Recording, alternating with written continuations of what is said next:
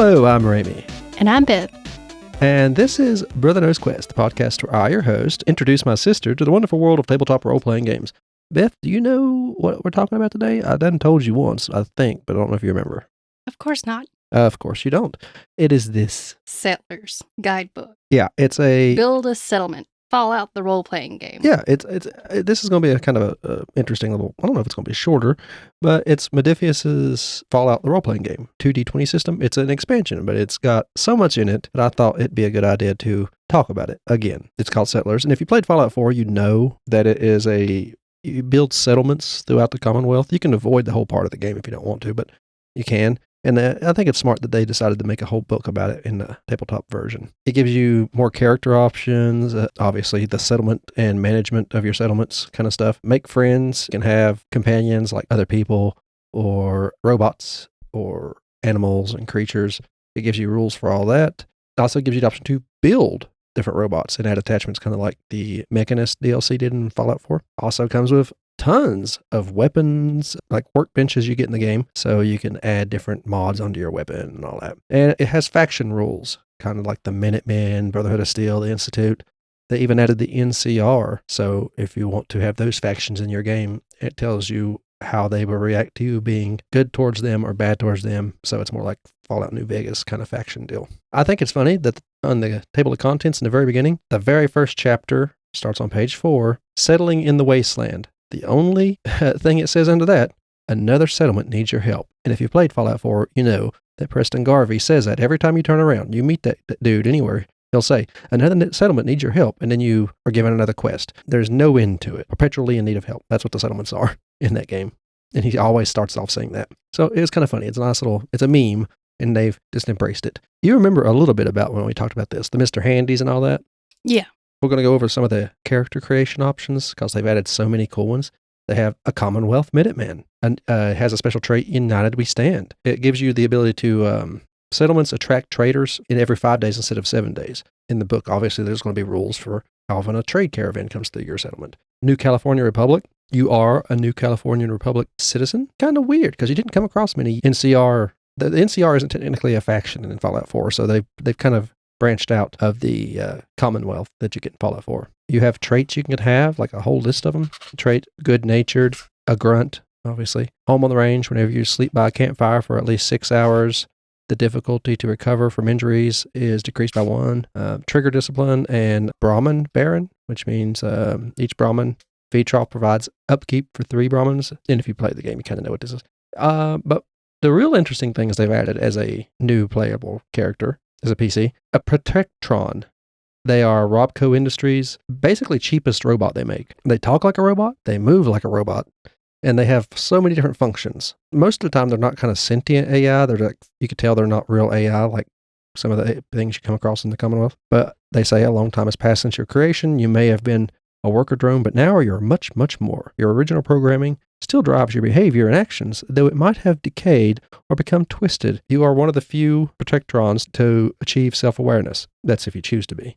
You could just go around like an actual drone the whole time. And your weapons could be a claw, a cryojet, which is like a cryogenic gun. Self-destruct is another thing you could do because they are known to explode. If you mess them up too much, they'll explode to try to take you out too. And a shock hand, which they just zap you when you grab them. You could be a robo-brain, cybernetic amalgamation of human and robotic body. While most units lack the personality of their life before being extracted from their human bodies, some robo-brains exhibit strange personality traits. And even worse, some turn inexplicably violent. We found out why in Fallout 4. It's because the government, a lot of them were just criminals that had been executed, and they took their brains, wiped them, and turned them into robot people. Cybermen. Yeah. They don't look like Cybermen. I don't know what page they're on exactly. I'll tell you. You have a pair of tracks, and you can go through most terrain. You're pretty good at difficult terrain.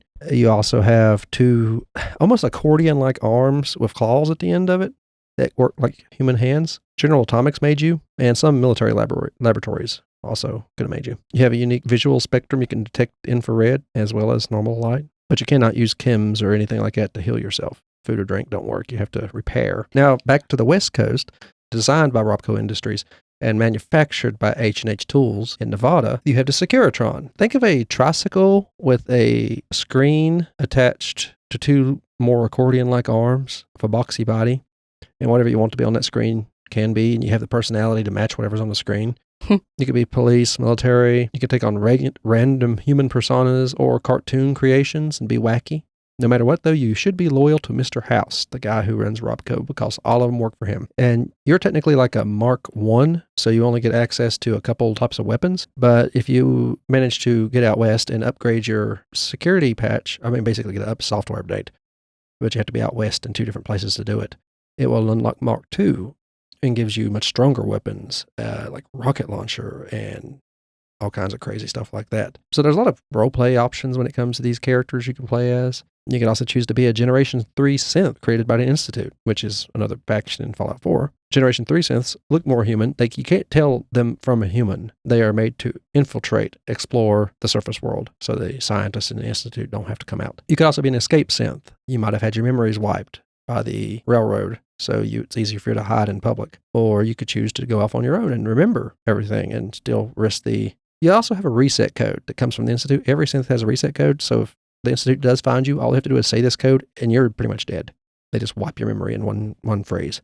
That's nice. That's a synth for you. Generation 2 synths are more robotic. You could tell they're not human by looking at them, but they're shaped like human. They can talk like a human, but there's servos and moving parts underneath them. You could tell they're not human, but you could play as one of those too. You have the more than human trait, but all that's pretty cool. You get all those character options, but they also added perks. So you have the ammo smith perk, stuff like that. It lets you create your ammo or have a better chance at doing so. You have bodyguards. You get each player character and companion other than you within close range of you increases your damage resistance and energy resistance. So having people around you helps you. You have community organizer. Your community will gain +1 food and defense per day so long as the resource is maintained by at least one person. A contractor, you know how to build stuff better and cheaper for your set of settlements. You have Green Thumb. I don't really need to explain what that does. It gives you two items plus an additional 2 for every action point you spend when it comes to greenery and stuff you can cook with. Hired help. You gain an allied NPC creature that follows you, takes your commands. They go over that kind of stuff here. You have home defense that lets you craft better traps. You have homebody perk, which I don't remember what it does, but I wrote it down because I guess it obviously is a settlement thing. You have a local leader. It lets you connect your a supply chain between your 2 or however many settlements you have. That's a perk straight out of Fallout 4.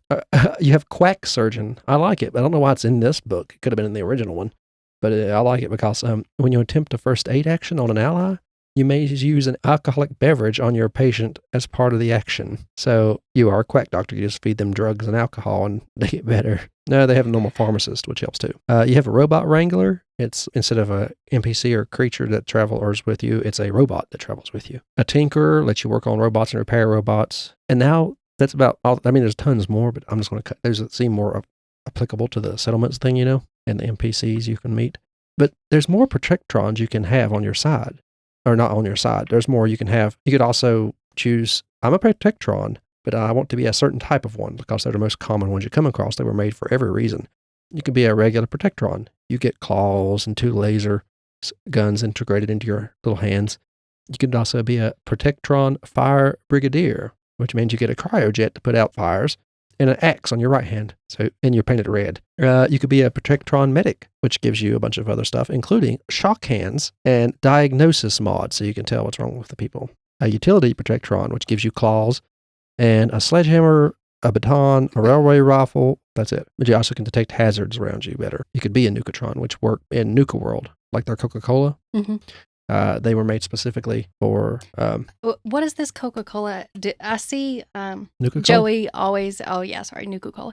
Always asking for it. What is it? What does it do? Okay, it's basically the Coca-Cola in the Fallout universe. No, I figured that. It's got a little bit of rads in it, but to them it didn't matter because they have stuff to get rid of it right away. It makes it have a zinger of a taste, apparently. It's as big as Coca-Cola, but imagine Coca-Cola making theme parks. It's so big. I'm surprised they haven't. I know, right? Hershey's kind of tried it. They do have theme parks in Fallout Nuka World, and they made some protectrons just for serving people at Nuka World and taking care of everything. They have a behavioral analysis mod or an integral boiler mod, which kind of heats up stuff and squirts it at folks, I think. You can have Nuka Colas and Nuka Cherries. I don't want Nuka cherries. Why does don't- Joey always ask for Nuka-Cola? I don't get it. I don't know. Does he ask for it in the game, you mean? Yeah. I mean, it well, does- it does I don't give- have it. Does it give you health or something? I know it gives you health. I'm saying, I wonder why, if that's why he's wanting it. Maybe. I don't know. So I'd say that's probably what it is. Or you could be a Protectron X, which is just a prototype or some wealthy purchase that someone got custom made.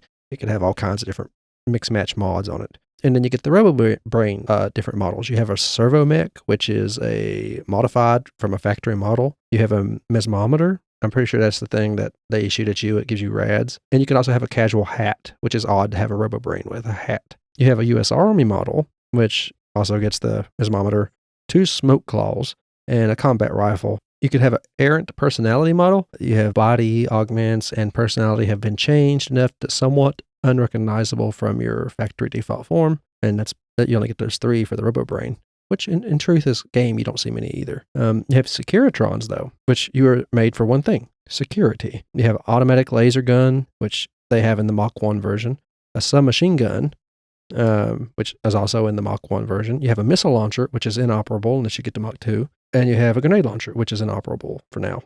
And you also come with a printer built into you. That's useful. Yeah. And then you get the Generation 3 synths. The synth infiltrator is the one's meant to be like a normal Commonwealth resident. So basically you get the stuff a settler would have, pipe guns and some sort of bat or something, a switchblade. You have the synth seeker, designed to travel, search for resources and all that. So you get knuckles and lead pipe, 10mm pistol, flare gun, hunting rifle. You're more like a hunter or a almost kind of like a wastelander or raider build. Now let's hop over into the managing settlements options.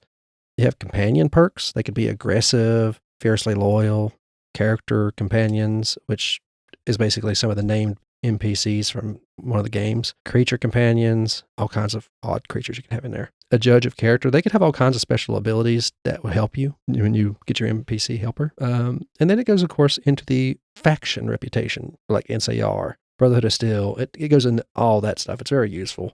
Positive influences you could have on the Brotherhood is completing a quest for them, obviously, obeying a command by your direct superior within the Brotherhood, preserving pre-war technology, turning pre-war technology over to the Brotherhood, because that's what they do, to collect pre-war technology, killing mutant creatures, killing synths, anything you think would help them in the game would also help them in the tabletop version. Negative influences including disobeying orders, failing to achieve a goal given to you by the Brotherhood, destroying pre-war technology, or sharing technology with someone other than the Brotherhood. And, of course, the other factions work just like they would in the video games. Oh, did I tell you could have dogs, like dog meat, as a companion now? Dog meat? They call it dog meat. That's what, in Fallout, it's just the name of the dog. It travels with you most of the time. Does the dog die? It can in the 3rd game, but in the newer ones it can't. I'm sure a lot of people had problems with that. There was a perk you could take called Dog Meat's Pups or something, and you keep getting new versions, puppies of his. That was how they canonically put it off. A new puppy every time yours died. Mine would just not die. It's unclear. Some say in Fallout 4 that Dog Meat might be a synth created by the Institute, which explains why he's so smart and indestructible. Oh, there was a bunch of NPCs in the back I didn't bother writing down. You get X688 as a person that could be a companion pretty much, or just some NPC. He's the Corsair that works for the Institute, is in the main game of Fallout 4. You have Preston Garvey, Tinker Tom, Boone from the NCR from New Vegas. They've added some New Vegas NPCs. Mom Murphy is now an NPC. They have all kinds of added on stuff in this book. I'll add the link to Drive-Thru RPG, an affiliate link for the PDF in the description of this episode. If you play Fallout or you just like the lore, this would be a good book for you. I think the only way I could find this interesting at all would be playing the Quack Doctor. A lot of people don't like the settlement stuff. Like I said, a lot of people go the whole game without messing with it. Well, I don't find Fallout in general interesting. So that's probably why. Yeah. Mikey Like, don't there's- like it because it's not new. He likes new shiny stuff, and he don't like a world that looks like it's been destroyed. See, I'm more of I like the Hunger Games. If I was going to go for the, Dystopian. Or Yeah. not dystopian, post-apocalyptic. yeah, it would either be Hunger Games, and I like Divergent too, but I like the Hunger Games better. There are a few parts where my eye will catch on his TV when he's playing, and I'll be like, what is that? Or that's cool. But it's really, for me playing myself, Have you played Fallout 4? I don't know which one I played. I think I played New Vegas. Oh, no, you need to try 4. It's so much more approachable. It's just But- easier. Maybe one day I will. Yeah, you should. We'll But- set it up to get you to try it. That way you can tell us what you think. It has basically settlement building. You could take it the whole time of the game and just build up nice houses and stuff. See, I've seen him do that too. And though I do like that that's a thing, it doesn't look nearly as simple as building a house in The Sims. Well, you have to have resources to do it too. Exactly. I don't want to have to go collect those resources. But it's got a good sense of humor, Fallout does, which if you don't have the right DM or the right players, it's hard to carry that over into the tabletop version. It's known for its sense of humor and its aesthetic. The aesthetic, I think, is nice. Mm-hmm. But this is the one in the game, the video game, that has, well, yeah, I guess you did mention theme parks. Nuka World. Is that what it's called? Nuka World. Is that the place you were talking about in his game? Maybe. Is he following Fallout 76 or Fallout 4? I don't know. I don't like it. So is there trees around with leaves on them? There's trees around with leaves all over the, well, in general. This one, I believe. Does he have to eat food to stay alive? Well, he's always trying to get pie. Okay, that could be any Fallout. There's a vending machine in Fallout that spits out pie. Why? Well, the thing is, it's a perfectly preserved pie is what it says in the description. Oh, so it's probably something special in a world like that. Well, it's 200 years old in Fallout 4. I've always wanted a piece of moldy pie. It looks perfectly fine, though. Hmm. I can imagine it has to be irradiated. I have no idea which one he's playing. If he's playing with multiple people instead of just by himself. He's playing with multiple people. Okay, that's Fallout 76. That takes place in West Virginia. We were there. We were in Point Pleasant where that was. Okay, yeah. Well, I guess I should have mentioned the Mothman. Yeah. That would have made more sense. Yeah, okay. You should play Fallout 4, not 76. It's a little 76 is a little bit more complicated than 4. It is not as forgiving if you make a mistake. I still like Fallout 4 more. I like Fallout 4 as my probably favorite Bethesda game for a while still. Out of Skyrim, Oblivion, I like Fallout 4. I had a lot of fun playing it, still do. And most every faction bores me except for the Institute. And they are shiny and pretty. They're not old at all when it comes to their appearance and architecture. I don't really mind the old appearance. It just doesn't seem like it would be fun for me. Everybody has their own taste. I don't have a normal taste when it comes to games that most people do, though, because a lot of people like Fallout. Mm-hmm. Some people don't like it. Mikey will play it, but he don't like it. He'll play it when it's out. A new one comes out, he'll go through it and then not touch it again. Whichever one, I'll see if I'm able to get it on my Xbox through his account, and I will give it a try. You can play Fallout 4 on his account. Everything you have on Game Pass, Bethesda is owned by Microsoft, so Game Pass will have all the Fallout games. It'll have 3, New Vegas, 4, 76, and I'd recommend 4 for you. Okay. It starts off, I think it's the first one, the only one that starts off pre-war. So you get to see what world is like a little bit before the bombs fall. And the intro. You'll hear the intro and you'll hear the iconic phrase that's been in almost every Fallout game. War. War never changes. Well, it's not wrong. No. It's usually over something stupid or we don't even know what we're fighting about. That's how it happened in that war. We don't know the Great War, how it started exactly. Bombs got dropped by both sides, and for a while, we just don't have a clue who started it. The people in power with too much money was like, you know what sounds fun today? Well, if that's the case, they didn't do very well. Only a select few survived. But anyway, that's all I have to say about this game. This module for a game, this add-on, I think it's worth the money if you want it, especially if you like the Fallout franchise, even if you're not particularly into the tabletop version. But who in the world would be hearing this if they weren't? And one of these days, I'll get it and set it for you all to play in. Since the last time we tried it, it was in the Cypher system, and you had some difficulty acclimating. Have you watched the Fallout TV show trailer? Why would I watch that? I didn't know it existed. Okay, there's going to be a TV show from Amazon. It looks really good, and there's rad roaches in it. Dog meat's attacking one. Good doggies. Yeah. Don't forget your sticks. Yeah, this woman's never left the vault either, I don't believe. And first time she sees one, she has like dinner plate eyes, saucer eyes. I don't remember what the term is for that. She's wide-eyed watching a dog rip a cockroach apart. That's as big as the dog almost. Well, I'd probably have wide eyes too if I seen that. Yeah, first time you met a rad roach, you flailed around like a lunatic. Because you only gave me a stick. That's what they had. A stick. That's what you'll have. Spent years in there and could have been preparing, and I go out with a damn stick. It was a baton. A stick. It was a factory-made stick. It's okay. It was a rad roach. It's the weakest thing you can come across. I don't know how you didn't hit it. Anyway, if you like what you heard here, we have 2 other podcasts. We have Leveling Duo. It's a podcast me and my friend Dakota do about video games that we've played and enjoyed throughout the years. We have Horrific History and Hauntings. It's a podcast my sister and I do that she tells me about exactly what's in the title. Some horrific history, sometimes a haunting, less hauntings, more weird history, unpleasant things that happened. It's all part of the Gruesome Gaming Group network. And you can find links to all of it in the description below. It'll be a link tree. It takes you to everything, but our homepage, our website, will be the top link, and it will have the RSS feeds and everything for all the podcasts if you're interested in any of them. It'll also give you an option to donate if you want to. We'd appreciate it if you did. You don't have to, of course. And we have a YouTube channel up now where we're streaming games ever so often. I've been playing Elden Ring since I couldn't find anybody to play other games with me with a reliable audio setup. Thank you for listening. I've been Ramie. And I'm Beth.